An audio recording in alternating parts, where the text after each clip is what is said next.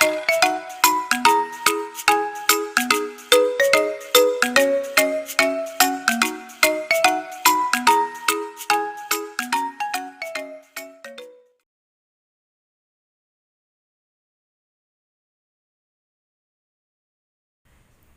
Dear students, എല്ലാവർക്കും സുഖമായിരിക്കും അല്ലേ?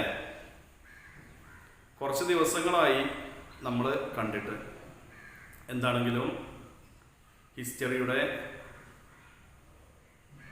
ഒരു പകുതിയിലധികമുള്ള ഒന്നാമത്തെ പാഠത്തിൻ്റെ പകുതിയിൽ അധികവും നമ്മൾ ചർച്ച ചെയ്തു. ഇനി കുറച്ചുകൂടി ചർച്ച ചെയ്യാനുണ്ട്. നമ്മൾ റവല്യൂഷൻസിനെ കുറിച്ചാണ് പഠിക്കുന്നത്. റവല്യൂഷൻസിൽ ഇനി നമുക്ക് 2 റവല്യൂഷൻസിനെ കുറിച്ച് പഠിക്കാൻ കൂടിയുണ്ട്. റഷ്യൻ റവല്യൂഷനും ചൈനീസ് റവല്യൂഷനും. അതിൽ റഷ്യൻ റവല്യൂഷനെ കുറിച്ചാണ് നമ്മൾ ഇന്ന് പഠിക്കാൻ പോകുന്നത്. ഇമ്പോർട്ടൻ്റ് ആണ്.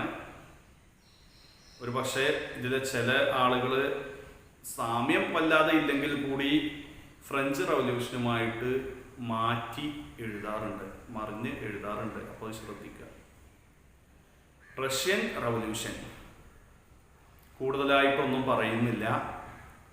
റഷ്യൻ റവല്യൂഷനുമായി ബന്ധപ്പെട്ട് നമ്മൾ മനസ്സിലാക്കേണ്ടത് ഒന്ന്, ബാക്കി എല്ലാ റവല്യൂഷനിലും നമ്മൾ പഠിച്ചതുപോലെ എന്തുകൊണ്ടാണ് ആ നാട്ടിലെ ആളുകൾ ഒരു വിപ്ലവം ഉണ്ടാക്കിയത്, എന്തുകൊണ്ടാണ് അവിടെ ഒരു റവല്യൂഷൻ സംഘടിപ്പിക്കേണ്ടി വന്നത്, ആളുകൾ പോരാടേണ്ടി വന്നത് എന്തുകൊണ്ടാണ് എന്ന് പഠിക്കണം. പിന്നെ റഷ്യൻ റവല്യൂഷനുമായി ബന്ധപ്പെട്ട് 3 പ്രധാന സംഭവങ്ങളും നമ്മൾ പഠിക്കേണ്ടതുണ്ട്. 3 പ്രധാന സംഭവങ്ങളും പഠിക്കേണ്ടതുണ്ട്. അതിലെ ഒരു പ്രധാനപ്പെട്ട സംഭവമാണ് ബ്ലഡി സൺഡേ എന്നറിയപ്പെടുന്നത്. ബ്ലഡി സൺഡേ, രക്തരൂക്ഷിതമായ ഞായറാഴ്ച എന്നുള്ള ഒരു സംഭവം. അതേപോലെ തന്നെ ഫെബ്രുവരി റവല്യൂഷൻ, ഒക്ടോബർ റവല്യൂഷൻ. അങ്ങനെ ഇതിനെക്കുറിച്ച് കൂടി പഠിക്കണം. ബ്ലഡി സൺഡേ, ഫെബ്രുവരി റവല്യൂഷൻ, ഒക്ടോബർ റവല്യൂഷൻ. ഇങ്ങനെ 3 സംഭവങ്ങളാണ് നമ്മൾ എന്ത് ചെയ്യേണ്ടത്, റഷ്യൻ റവല്യൂഷനുമായി ബന്ധപ്പെട്ട് പഠിക്കേണ്ടത്. അപ്പോൾ നമുക്ക് അതിലെ ആദ്യത്തെ ഭാഗത്തിലേക്ക് പ്രവേശിക്കാം. എന്തുകൊണ്ടാണ് റഷ്യയിലെ ആളുകൾ ഈ വിപ്ലവത്തിലേക്ക് ഇറങ്ങേണ്ടി വന്നത്? എന്തായിരുന്നു condition of people? What was the condition of people of Russia? റഷ്യയിലെ ജനങ്ങളുടെ അവസ്ഥ എന്തായിരുന്നു എന്നുള്ളതുമായി ബന്ധപ്പെട്ടും നമ്മൾ 3 പോയിന്റുകളാണ് പഠിക്കേണ്ടത്. അതിൽ ഒന്നാമത്തെ പോയിന്റ് എന്ന് പറയുന്നത്, റഷ്യ ഭരിച്ചിരുന്ന ചക്രവർത്തിമാർ, സർ ചക്രവർത്തിമാർ എന്നാ പറഞ്ഞത്. സർ ചക്രവർത്തിമാർ, ഇംഗ്ലീഷിൽ പറയുമ്പോൾ സാർട്ടിസ്റ്റ് എംപറേഴ്സ് എന്ന് പറയും. ഈ സർ ചക്രവർത്തിമാരുടെ കീഴിൽ റഷ്യയിലെ കൃഷിക്കാരും അതേപോലെ ഫാക്ടറി വർക്കേഴ്സും വളരെ ദുരിതപൂർണമായ ജീവിതമാണ് നയിച്ചിരുന്നത്. The life of farmers and factory workers were miserable under the autocratic rule of Tsarist emperors എന്ന് പറയാം. സാർ ചക്രവർത്തിമാരുടെ ഭരണത്തിന്റെ കീഴില് റഷ്യയിലുണ്ടായിരുന്ന ജനങ്ങളും കർഷകരായ ആളുകളും അതേപോലെ തന്നെ ഫാക്ടറി വർക്കേഴ്സായ ആളുകളും വളരെ ദുരിതപൂർണമായ ജീവിതമാണ് നയിച്ചിരുന്നത്. ഒന്ന്. രണ്ടാമത്തെ റീസൺ എന്ന് പറയുന്നത്, low agricultural production affected the income of farmers. കൃഷി ചെയ്ത് കിട്ടുന്ന വളരെ തുച്ഛമായ പ്രൊഡക്ട്സ് എന്ന് പറയുന്നത് ഈ ഒരു ഫാർമേഴ്സായ ആളുകളുടെ ജീവിതത്തെ നന്നായിട്ട് ബാധിച്ചു, അവരുടെ വരുമാനത്തെ നന്നായിട്ട് ബാധിച്ചു. അതേപോലെ തന്നെ ലാൻഡ്ലെസ് ആയ ഫാർമേഴ്സ് പോലും എന്ത് ചെയ്യണമായിരുന്നു? ഹ്യൂജ് ടാക്സ്, വളരെ വലിയ നികുതി കൊടുക്കണമായിരുന്നു. The landless farmers had to pay huge tax. Land ഇല്ലാത്ത, ഭൂമി ഇല്ലാത്ത ഫാർമേഴ്സ് എന്ത് ചെയ്യണമായിരുന്നു? അവർ പോലും വലിയ തുക എന്ത് ചെയ്യണമായിരുന്നു? നികുതിയായിട്ട് കൊടുക്കണമായിരുന്നു. മൂന്നാമത് പഠിക്കേണ്ട പോയിന്റ് എന്ന് പറയുന്നത്, റഷ്യയിൽ നാച്ചുറൽ റിസോഴ്സസ് ഒക്കെ ഇഷ്ടം പോലെ ഉണ്ടായിരുന്നു. പക്ഷേ അവിടെയുള്ള ഇൻഡസ്ട്രി എന്ന് പറയുന്നത് വളരെ മോശം അവസ്ഥയാണ് ഉണ്ടായിരുന്നത്. ഇൻഡസ്ട്രി എന്ന് പറയുന്ന സെക്ഷൻ കൺട്രോൾ ചെയ്തിരുന്നത് റഷ്യയിലെ ആളുകളായിരുന്നില്ല, ഫോറിനേഴ്സ് ആയിരുന്നു എന്നുള്ളതാണ്. റഷ്യയിൽ എന്തുണ്ട്? റിസോഴ്സ് ഒക്കെ ഇഷ്ടം പോലെയുണ്ട്. പക്ഷേ industrial production was very low. അവരുടെ ഇൻഡസ്ട്രിയൽ പ്രൊഡക്ഷൻ എന്തായിരുന്നു? ലോ ആയിരുന്നു. And the industries of Russia were controlled by foreigners. റഷ്യയിലെ ഇൻഡസ്ട്രി എന്ന് പറയുന്നത് ഫോറിനേഴ്സ് ആയ ആളുകളായിരുന്നു എന്ത് ചെയ്തിരുന്നത്? കൺട്രോൾ ചെയ്തിരുന്നത്. ഈ 3 പോയിന്റും റഷ്യയിലെ ജനങ്ങളുടെ അവസ്ഥയായിക്കൊണ്ട് നിങ്ങൾ എന്ത് ചെയ്യണം? മനസ്സിലാക്കി വെക്കണം. ഇനി നമ്മൾ നോക്കാം, ഫ്രഞ്ച് റവല്യൂഷൻ പഠിച്ചപ്പോഴും അമേരിക്കൻ വാർ ഓഫ് ഇൻഡിപെൻഡൻസ് പഠിച്ചപ്പോഴും ഒക്കെ നമ്മൾ മനസ്സിലാക്കിയത് ഒന്ന്, എന്തുകൊണ്ടാണ് നാട്ടിലെ ആളുകൾ ഇത്തരം പോരാട്ടങ്ങൾ നടത്തിയെന്നുള്ളതിന്റെ കാരണങ്ങൾ തന്നെയായിരുന്നു. അത് കഴിഞ്ഞിട്ട് ഈ ആളുകൾക്ക് പ്രോത്സാഹനം നൽകിയ, അല്ലെങ്കിൽ ഈ ആളുകൾക്ക് വേണ്ട ഊർജം നൽകിയ ചില തിങ്കേഴ്സിനെ കുറിച്ചും മറ്റൊക്കെ പഠിച്ചു. അതേപോലെ തന്നെ ഇവിടെ റഷ്യൻ റവല്യൂഷനുമായി ബന്ധപ്പെട്ട് നമ്മൾ പഠിക്കേണ്ടത് ചില ആളുകളുടെ പ്രവർത്തനങ്ങൾ എന്ത് ചെയ്തു? തൊഴിലാളികളായ ആളുകൾക്ക് ആവേശം പകർന്നു എന്നുള്ളതാണ്. ആരൊക്കെയായിരുന്നു ആ വ്യക്തികൾ എന്നുള്ളത് ആദ്യം ഒന്ന് പഠിക്കണം. റഷ്യയിലെ തൊഴിലാളികളായ ആളുകൾക്ക് ആവേശം നൽകിയ വ്യക്തികൾ ആരൊക്കെയായിരുന്നു എന്ന് നമുക്ക് ഒന്ന് നോക്കാം. Maxim Gorky, Leo Tolstoy, Ivan Turgenev, Anton Chekhov. ആരൊക്കെയാണ്? Maxim Gorky, Leo Tolstoy, Ivan Turgenev, Anton Chekhov എന്ന് പറയുന്ന എഴുത്തുകാരായ ആളുകൾ അവർ ഈ ഒരു സാധാരണക്കാരായ ആളുകളുടെ അവസ്ഥയെ അവരുടെ എഴുത്തുകളിലും മറ്റും നന്നായിട്ട് എന്ത് ചെയ്തു? രേഖപ്പെടുത്തി മറ്റുള്ള ആളുകളിലേക്ക് അവരുടെ അവസ്ഥയെ എത്തിച്ചു. പിന്നെ നമ്മൾ പഠിക്കേണ്ട പ്രധാനപ്പെട്ട 2 ആളുകളുടെ പേരാണ് കാൾ മാർക്സ്, അതേപോലെ ഫ്രെഡറിക് ഏംഗൽസ്. കാൾ മാർക്സ്, ചിലപ്പോഴും മലയാളത്തിൽ കാറൽ മാർക്സ് എന്ന് പറയാറുണ്ട്. കാൾ മാർക്സും ഫ്രെഡറിക് ഏംഗൽസ് എന്ന് പറയുന്ന വ്യക്തികളിലൂടെ എന്ത് ചെയ്തു? മാർക്സിസ്റ്റ് ഐഡിയോളജീസ് സ്പ്രെഡ് ചെയ്തു. Marxist ideologies were spread through Karl Marx and Friedrich Engels. Karl മാർക്സിലൂടെയും ഫ്രെഡറിക് ഏംഗൽസിലൂടെയും മാർക്സിസ്റ്റ് ഐഡിയോളജി, മാർക്സിസം കേട്ടിട്ടുണ്ടാവും നിങ്ങൾ. മാർക്സിസ്റ്റ് ഐഡിയോളജി എന്ത് ചെയ്തു? ഈ ഒരു റഷ്യയിൽ സ്പ്രെഡായി. ഈ കാൾ മാർക്സും ഫ്രെഡറിക് ഏംഗൽസും എന്താണ് മാർക്സിസ്റ്റ് ഐഡിയോളജിയിലൂടെ ആവശ്യപ്പെട്ടത്?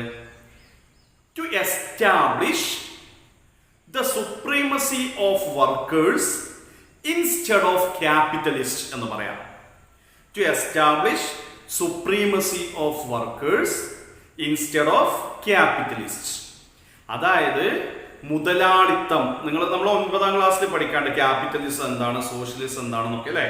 അപ്പോൾ മുതലാളിത്ത അവസ്ഥയെ മാറ്റി, മുതലാളിത്ത സമ്പ്രദായത്തെ മാറ്റി തൊഴിലാളി വർഗത്തിന് എന്ത് ചെയ്യുക? സുപ്രീമസിയുള്ള രൂപത്തിലേക്ക് റഷ്യ മാറണം എന്നാണ് മാർക്സിസ്റ്റ് ഐഡിയോളജിയിലൂടെ ആര് പറഞ്ഞത്? കാൾ മാർക്സും ഫ്രെഡറിക് ഏംഗൽസും. അപ്പൊ നിങ്ങൾ ഇത്രയും മനസ്സിലാക്കുക, റഷ്യയിലെ ജനങ്ങളുടെ അവസ്ഥ എന്തായിരുന്നു എന്ന് നമ്മൾ പറഞ്ഞത് മനസ്സിലാക്കുക. പിന്നെ റഷ്യൻ ജനതയുമായി ബന്ധപ്പെട്ട് മാർക്സിസ്റ്റ് ഐഡിയോളജീസ് റഷ്യയിൽ സ്പ്രെഡ് ചെയ്ത 2 ആളുകളുണ്ട്, കാൾ മാർക്സ്, ഫ്രെഡറിക് ഏംഗൽസ്. അവരുടെ പേര് മനസ്സിലാക്കി വെക്കുക. അവർ ആവശ്യപ്പെട്ടത് എന്തായിരുന്നു? To establish the supremacy of workers instead of capitalist. മുതലാളിമാർക്ക് പകരം തൊഴിലാളികളുടെ സുപ്രീമസി എന്ത് ചെയ്യുക? എസ്റ്റാബ്ലിഷ് ചെയ്യുക എന്നുള്ളതാണ് അവർ ആവശ്യപ്പെട്ട കാര്യം. ഇത്രയും നിങ്ങൾക്ക് മനസ്സിലായി എന്ന് വിചാരിക്കുന്നു. അങ്ങനെ ഈ മാർക്സിസ്റ്റ് ഐഡിയോളജിയുടെ ബേസിൽ, മാർക്സിസ്റ്റ് ഐഡിയോളജിയുടെ അടിസ്ഥാനത്തിൽ ഒരു പാർട്ടി റഷ്യയിൽ രൂപീകരിക്കപ്പെടുകയാണ്. അടുത്ത പഠിക്കേണ്ടത് അതാണ് മാർക്സിസ്റ്റ് ഐഡിയ. ഞാനിത് ഇങ്ങനെ പറയുന്നത് എന്താണെന്ന് വെച്ചാൽ, ഇത് ഇങ്ങനെ പറഞ്ഞെങ്കിലാണ് നമുക്ക് പെട്ടെന്ന് മനസ്സിലാവുക എന്നുള്ളത് കൊണ്ടാണ്. മാർക്സിസ്റ്റ് ഐഡിയോളജിയുടെ ബേസിൽ ഒരു പാർട്ടി റഷ്യയിൽ ഫോം ചെയ്യുകയുണ്ടായി. ആ പാർട്ടിയുടെ പേരാണ് സോഷ്യൽ ഡെമോക്രാറ്റിക് വർക്കേഴ്സ് പാർട്ടി. ഏതാണ്? Social democratic workers party. So based on the Marxist ideology, Social Democratic Workers Party was formed in Russia. മാർക്സിസ്റ്റ് ഐഡിയോളജിയുടെ അടിസ്ഥാനത്തിൽ സോഷ്യൽ ഡെമോക്രാറ്റിക് വർക്കേഴ്സ് പാർട്ടി എന്ന ഒരു പാർട്ടി എന്ത് ചെയ്തു? റഷ്യയിൽ ഫോം ചെയ്തു. ഓക്കെ, റഷ്യയിൽ ഫോം ചെയ്തു. ഇനിയോ ഈ പാർട്ടി കുറച്ചു കാലം കഴിഞ്ഞപ്പോൾ ഈ പാർട്ടി പിളർന്നു. ഈ പാർട്ടി കുറച്ചു കാലം കഴിഞ്ഞപ്പോൾ എന്തായി? പിളർന്ന് രണ്ട് ഗ്രൂപ്പുകളായി മാറി. ഒരു ഗ്രൂപ്പിന്റെ പേര് മെൻഷെവിക്സ്, മറ്റേ ഗ്രൂപ്പിന്റെ പേര് ബോൾഷെവിക്സ്. എന്താണ്? Mensheviks Bolsheviks. എന്താണ്?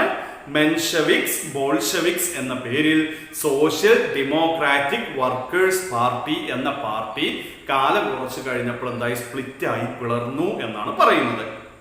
അതിൽ ബോൾഷെവിക്സ് എന്ന വിഭാഗത്തിന്റെ ലീഡറായിരുന്നു ലെനിൻ ആൻഡ് ട്രോട്സ്കി. ബോൾഷെവിക്സ് എന്നും മെൻഷെവിക്സ് എന്നും രണ്ടായിട്ട് സോഷ്യൽ ഡെമോക്രാറ്റിക് വർക്കേഴ്സ് പാർട്ടി എന്ന പാർട്ടി എന്ത് ചെയ്തു? റഷ്യയിൽ ഫോം ചെയ്തു. ഈ പാർട്ടി പിന്നീട് രണ്ടായിട്ട് പിളർന്നു, ബോൾഷെവിക്സ് മെൻഷെവിക്സ് എന്ന പേരില്. ഈ ബോൾഷെവിക്സിന്റെ ലീഡേഴ്സ്, ബോൾഷെവിക്സ് എന്ന വിഭാഗത്തിന്റെ ലീഡേഴ്സ് ആയിരുന്നു Lenin and Trotsky. So the leaders of Bolsheviks were Lenin and Trotsky, and the leader of Mensheviks. Mensheviksന്റെ ലീഡർ ആയിരുന്നു അലക്സാണ്ടർ കെറൻസ്കി. എന്താ പേര്? Alexander Kerensky. ഓക്കെ, അപ്പൊ ഇത്രയും നമ്മൾ ബേസിക്കലി എന്ത് ചെയ്യണം? ഈ ഒരു റഷ്യ റവല്യൂഷനുമായി ബന്ധപ്പെട്ട് പഠിക്കുന്ന ആളുകൾ അനുഭവിച്ച പ്രശ്നങ്ങൾ പറഞ്ഞു, അവരെ എഴുത്തിലൂടെ ആളുകൾക്ക് പ്രചോദനം നൽകിയ ആളുകളുടെ പേര് പറഞ്ഞു, മാർക്സിസ്റ്റ് ഐഡിയോളജിയെ കുറിച്ച് പറഞ്ഞു, മാർക്സിസ്റ്റ് ഐഡിയോളജിയുമായി ബന്ധപ്പെട്ട് അവിടെ ഉണ്ടായ പാർട്ടിയുടെ പേര് പറഞ്ഞു, ആ പാർട്ടി രണ്ടായിട്ട് പിളർന്നു എന്ന് പറഞ്ഞു, അതിന്റെ ലീഡേഴ്സ് ആരൊക്കെയാണെന്ന് പറഞ്ഞു. ഇത്രയും നമ്മൾ എന്ത് ചെയ്യണം? അടിസ്ഥാനപരമായിട്ട് മനസ്സിലാക്കണം. ഇനി നമ്മൾ എന്താ ചെയ്യുന്നത്? ഇനി ഞാൻ പറഞ്ഞു റഷ്യൻ റവല്യൂഷനുമായി ബന്ധപ്പെട്ട് 3 സംഭവങ്ങളെ കുറിച്ച് പഠിക്കണം. അതിൽ ഒന്നാമത്തെ സംഭവമായിരുന്നു ബ്ലഡി സൺഡേ, രക്തരൂക്ഷിതമായ ഞായറാഴ്ച എന്ന് പറയും, ബ്ലഡി സൺഡേ. ബ്ലഡി സൺഡേ എന്താണ് എന്നുള്ളത് നമുക്ക് നോക്കാം. റഷ്യയും ജപ്പാനും തമ്മിലൊരു യുദ്ധം ഉണ്ടായിരുന്നു, റഷ്യ ജപ്പാൻ വാർ എന്ന് പറയും. ആ റഷ്യ ജപ്പാൻ വാറിൽ 1905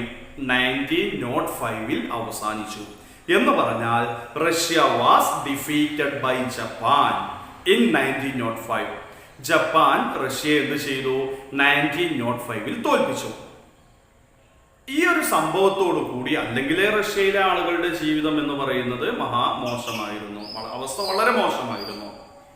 ഈ ഒരു സംഭവത്തോടു കൂടി ഈ ആളുകളുടെ ജീവിതം എന്ന് പറയുന്നത് വളരെ മോശമായി എന്നാ പറയുന്നത്. അവരുടെ ജീവിതക്കാനുള്ള അവരുടെ അവസ്ഥകൾ എന്ന് പറയുന്നത് എന്തായി?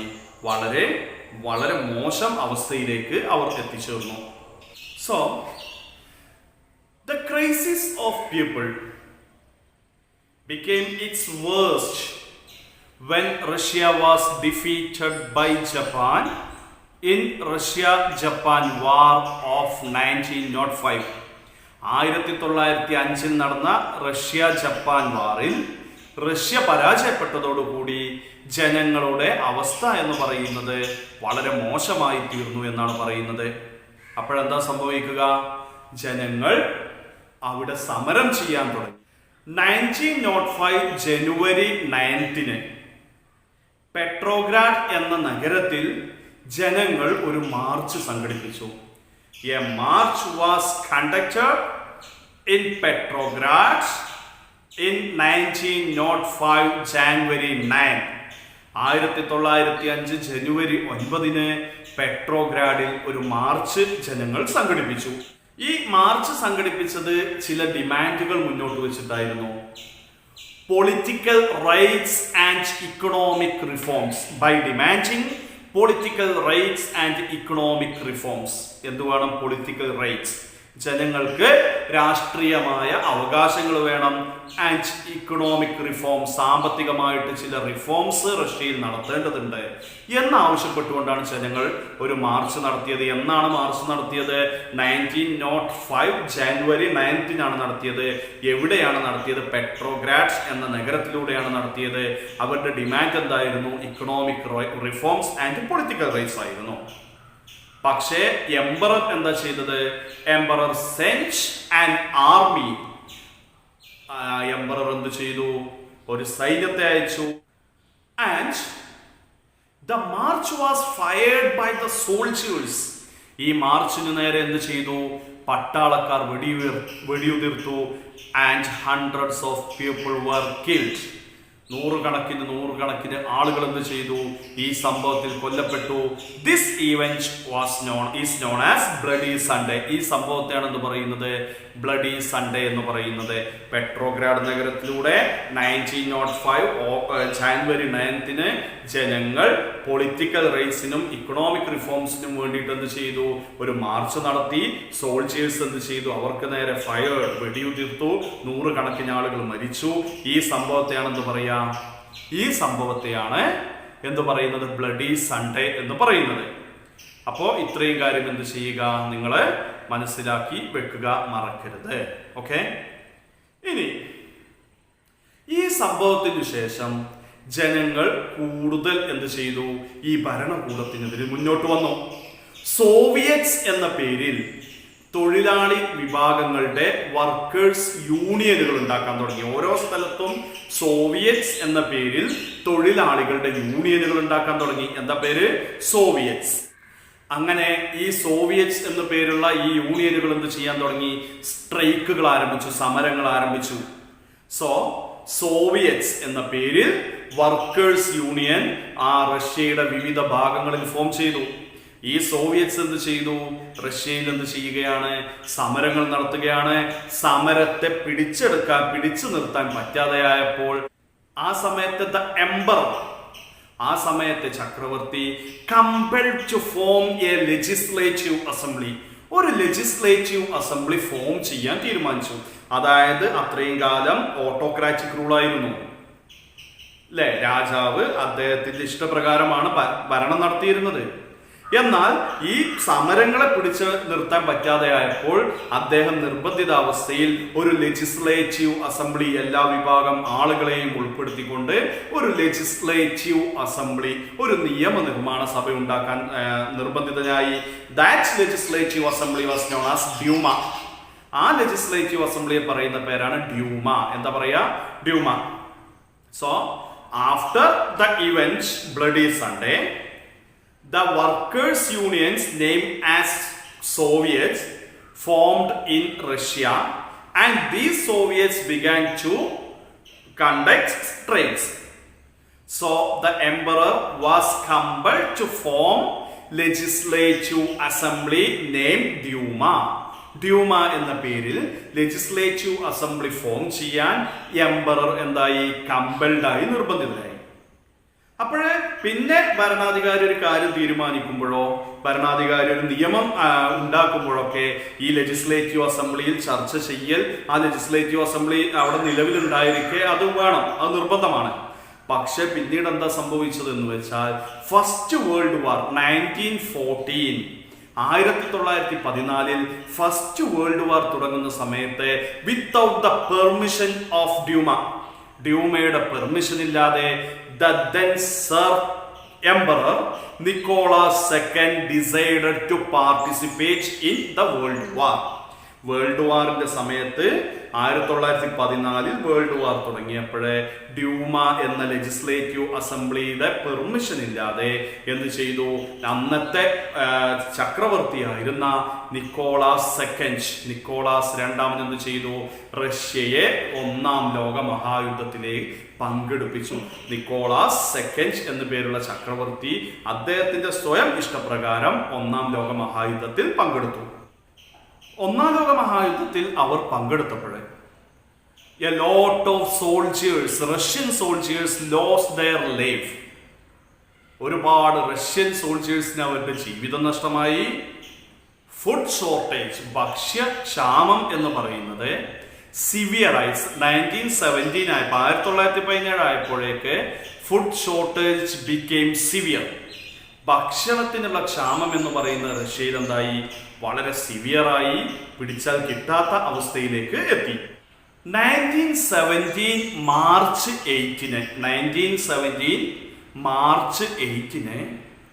പെട്രോഗ്രാഡ് നഗരത്തിന്റെ തെരുവുകളിലൂടെ സ്ത്രീകൾ ഗേവ് അസ് ബ്രെഡ്, ഞങ്ങൾക്ക് ഭക്ഷണം തരൂ എന്ന് പറഞ്ഞുകൊണ്ട് മാർച്ച് നടത്തി. A march was conducted by women on 1917 March 8 with the slogan "Give us bread." ഞങ്ങൾക്ക് എന്ത് വേണം? ഗിവ് അസ് ബ്രെഡ് എന്ന് പറഞ്ഞ സ്ലോഗനോട് കൂടി അവിടെ എന്ത് ചെയ്തു? അവിടെ ഒരു മാർച്ച് നടത്തുകയും ചെയ്തു. The workers organised protest March in Petrograd. തൊഴിലാളികളും എന്ത് ചെയ്തു? മാർച്ച് നടത്തിയതിലൂടെ പെട്രോഗ്രാഡിലൂടെ തൊഴിലാളികളും മാർച്ച് നടത്തി. അങ്ങനെ പെട്രോഗ്രാഡ് നഗരത്തിൽ സമരങ്ങൾ ആരംഭിച്ചപ്പോ തുടക്കത്തിൽ at first soldiers stood against the people. At first തുടക്കത്തിലൊക്കെ സോൾജേഴ്സ് ജനങ്ങൾക്കെതിരിലാണ് നിന്നത്. But later soldiers also joined with the people. പക്ഷെ പിന്നീട് എന്ത് ചെയ്തു? പട്ടാളക്കാർ ജനങ്ങളുടെ കൂടെ നിന്നു. എന്തുകൊണ്ടാണ് പട്ടാളക്കാർ ജനങ്ങളുടെ കൂടെ നിന്നത് എന്ന് വെച്ചാൽ ഫസ്റ്റ് വേൾഡ് വാറിൽ അവർ അനുഭവിച്ച ബുദ്ധിമുട്ടുകൾ കാരണമാണ് പട്ടാളക്കാർ എന്ത് ചെയ്തത്? സാധാരണക്കാരുടെ കൂടെ നിന്നത്. ഫസ്റ്റ് വേൾഡ് വാറിൽ അവരെന്ത് ചെയ്തിട്ടുണ്ട്? ഒരുപാട് ബുദ്ധിമുട്ടുകൾ അനുഭവിച്ചിട്ടുണ്ട്. ആ ബുദ്ധിമുട്ടുകൾ കാരണമാണ് പിന്നീട് ഈ ഒരു പട്ടാളക്കാരായ ആളുകളും സാധാരണക്കാരുടെ കൂടെ ചേർന്നത്. അങ്ങനെ സാധാരണക്കാരും പട്ടാളക്കാരുമായ ആളുകൾ എന്ത് ചെയ്തു? അന്നത്തെ ഭരണകൂടത്തിനെതിരെ എന്ത് ചെയ്തു? സമരം നടത്തി. At last, the workers captured Petrograd. ആ സാർ ചക്രവർത്തിമാരുടെ കേന്ദ്രമായ പെട്രോഗ്രാഡ് നഗരത്തെ അവസാനം വർക്കേഴ്സ് ക്യാപ്ചേർഡ്, പിടിച്ചെടുത്തു. ആൻഡ് നിക്കോളാസ് സെക്കൻഡ്, അന്നത്തെ ഭരണാധികാരിയായിരുന്ന നിക്കോളാസ് സെക്കൻഡിനെ ത്രോൺ ഔട്ട് ഓഫ് പവർ. അയാൾ എന്ത് ചെയ്തു? അദ്ദേഹത്തെ എന്ത് ചെയ്തു? ഭരണത്തിൽ നിന്ന് പുറത്താക്കി. A provisional government came into power. അവിടെ ഒരു പുതിയ പ്രാദേശിക ഭരണകൂടം നിലവിൽ വന്നു. Its leader was Alexander Kerensky, leader of Mensheviks. മെൻഷവിക്കുകളുടെ ലീഡർ ഓർമ്മയല്ലേ? Alexander Kerensky. ആ അലക്സാണ്ടർ കെറൻസ്കിയുടെ നേതൃത്വത്തിലാണ് എന്ത് ചെയ്തത്? പുതിയ പ്രൊവിഷണൽ ഗവൺമെന്റ് റഷ്യയിൽ നിലവിൽ വന്നത്. ഈ സംഭവം നടന്നത് ഒരു മാർച്ച് മാസത്തിലായിരുന്നു. പക്ഷേ ഈ ഒരു മാർച്ച് മാസത്തിൽ നടന്നു എങ്കിൽ കൂടി റഷ്യൻ കലണ്ടർ നമ്മുടെ സാധാരണ കലണ്ടറിൽ നിന്നും കുറച്ച് വ്യത്യാസപ്പെട്ടിരിക്കുന്നതിനാൽ റഷ്യൻ കലണ്ടറിൽ ഈ സംഭവം നടന്നത് ഫെബ്രുവരി മാസത്തിലാണ്. That's why this event is known as February revolution. അതുകൊണ്ട് ഈ സംഭവത്തെ പറയുന്ന പേരാണ് ഫെബ്രുവരി റവല്യൂഷൻ. അപ്പൊ എന്താ ഫെബ്രുവരി റവല്യൂഷൻ എന്ന് ചോദിച്ചാൽ ഇത്രയുള്ള ബ്ലഡി സൺഡേക്ക് ശേഷം സോവിയറ്റ്സ് എന്ന പേരിൽ വർക്കേഴ്സ് യൂണിയനുകൾ ഉണ്ടാക്കി, സമരങ്ങൾ നടത്തി. ഭരണാധികാരി ഡ്യൂമ എന്ന പേരിൽ എന്ത് ചെയ്തു? ലെജിസ്ലേറ്റീവ് അസംബ്ലി ഫോം ചെയ്തു. ആ ലെജിസ്ലേറ്റീവ് അസംബ്ലിയുടെ പെർമിഷൻ ഇല്ലാതെ ഫസ്റ്റ് വേൾഡ് വാറിൽ പങ്കെടുത്തു. ഫസ്റ്റ് വേൾഡ് വാറിൽ ഒരുപാട് സോൾജേഴ്സ് മരണപ്പെട്ടു. പട്ടിണി രൂക്ഷമായി. സ്ത്രീകൾ ഗിവസ് ബ്രെഡ് എന്ന് പറഞ്ഞ് തെരുവിലേക്ക് ഇറങ്ങി. സാധാരണക്കാർ സമരം ചെയ്തു. പട്ടാളക്കാർ അവരുടെ കൂടെ ജോയിൻ ചെയ്തു. നിക്കോളാസ് സെക്കൻഡിനെ പുറത്താക്കി. പെട്രോഗ്രാഡ് നഗരം പിടിച്ചെടുത്തു. പുതിയൊരു ഗവൺമെന്റ് നിലവിൽ വന്നു. ആ ഗവൺമെന്റിന്റെ ലീഡർ എന്ന് പറയുന്നത് അലക്സാണ്ടർ കെറൻസ്കി ആയിരുന്നു. അദ്ദേഹമായിരുന്നു മെൻഷവിക്കുകളുടെ നേതാവ്. ഈ സംഭവത്തെയാണ് എന്ന് പറയുന്നത് ഫെബ്രുവരി റവല്യൂഷൻ എന്ന് പറയുന്നത് ഫെബ്രുവരി റവല്യൂഷൻ. അപ്പൊ ഇത്രയും നിങ്ങൾ എന്ത് ചെയ്യുക? റഷ്യൻ റവല്യൂഷനുമായി ബന്ധപ്പെട്ട് പഠിക്കുക. ഞാൻ കുറച്ച് സ്ലോ ആയിട്ടാണ് പറഞ്ഞിട്ടുള്ളത്. അതെന്താണെന്ന് വെച്ചാൽ അതൊന്ന് മനസ്സിലായി വരാൻ വേണ്ടിയിട്ടാണ്. അപ്പൊ ആ ഒരു സെൻസിൽ തന്നെ എടുത്തെന്ത് ചെയ്യുക? നന്നായിട്ട് പഠിക്കുക, വായിച്ച് മനസ്സിലാക്കുക. വീണ്ടും അടുത്ത ദിവസം കാണാം.